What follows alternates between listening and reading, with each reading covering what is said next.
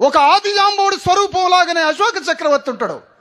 ఒక అశోక చక్రవర్తి స్వరూపం లాగానే శివాజీ మహారాజు ఉంటాడు. ఒక సామ్రాట్ అశోక చక్రవర్తి లాగానే సర్వాయి పాపన్న గౌడ్ ఉంటాడు. ఇంత చరిత్ర మనకొద్దు. తెలంగాణ సాధించుకున్న దాంట్లో 90% మన రక్తమాంసాలు ధారపోస్తే సర్వాయి పాపన్న గౌడ్కు జిల్లాకి పేరు పెట్టే దిక్కు లేదు, సిగ్గు తెరవలేదు మనం ఈ ఉద్యమంలో పాల్గొన్నందుకు. ఎంతటి అవమానం ఇది. మన పేర్లు లేవు. సమ్మక్క సారలక్క పేరు మీద ఒక జిల్లా లేదు.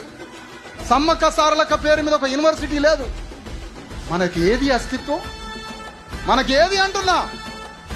500 టీఎంసీల వాటర్ కోసం లెక్కలు పెట్టిండే. ఒక టీఎంసీ అంటే 100 ఘనపట్టు అడుగులు. మనం కిలోల గ్రాముల చొప్పున బరువును కొలుస్తాం, పొడుగుని మీటర్లలో కొలుస్తాం. నీళ్లని 100 ఘనపట్టు అడుగులు అంటాం ఒక టీఎంసీని. ఆ నదికి ఈ నదికి కలిపి 1200 టీఎంసీల లెక్కతో ఆంధ్ర వాళ్ల మీద పోరాటం మొదలుపెట్టిండ్రు కదా. 1200 టీఎంసీల పేరుతో మొదలుపెట్టిండ్రు కదా మీరు.